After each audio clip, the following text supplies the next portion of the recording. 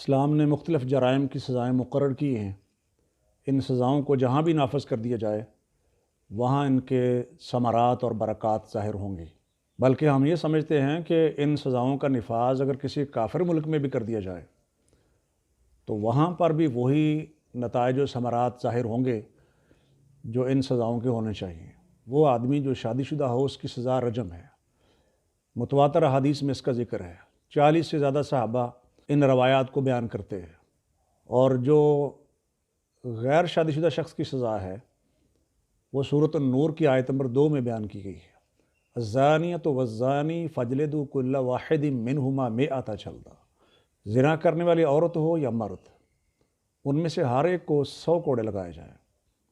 جہاں جہاں یہ سزائیں نافذ ہوتی ہیں وہاں جرائم میں نمایاں کمی واقع ہوتی ہے۔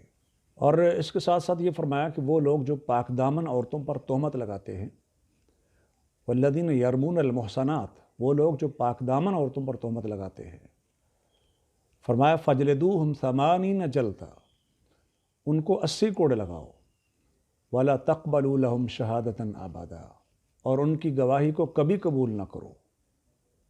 یہ لوگ فاسق ہیں، مگر جو لوگ توبہ کر لیں اور اصلاح کر لیں تو اللہ بہت بخشنے والا، بہت رحم کرنے والا ہے۔ غور فرمائیں کہ وہ آدمی جو زنا کا مرتکب ہوتا ہے اس کی سزا 100 کوڑے بیان کی گئی ہے، اور وہ آدمی جو ایسا الزام لگاتا ہے اور ثابت نہیں کر سکتا تو اس کی سزا 80 کوڑے ہے۔ گویا کہ 20 کوڑوں کا فرق ہے، یعنی کسی پاک دامن عورت پر تہمت لگانا بھی قریب قریب زنا کرنے کے مترادف ہے، صرف 20 کوڑوں کا فرق ہے۔ والذین یرمون المحصنات ثم لم یأتوا بأربعۃ شہداء، 4 چشمدید گواہوں کا ہونا ضروری ہے، اور ایک بھی گواہ اگر کم ہو تو الزام لگانے والے کو 80 کوڑے مارے جائیں گے۔ اللہ تعالیٰ فرماتے ہیں کہ یہ لوگ فاسق ہیں۔ کیونکہ جرم کی سزا زیادہ ہے اس لیے گواہوں کا ضابطہ بھی سخت مقرر کیا گیا ہے۔ دیکھنا، ایک آدمی کو رجم کیا جائے گا اگر وہ شادی شدہ ہے، اور اگر وہ ان میرڈ ہے تو بھی اس کو 100 کوڑے لگائے جائیں گے۔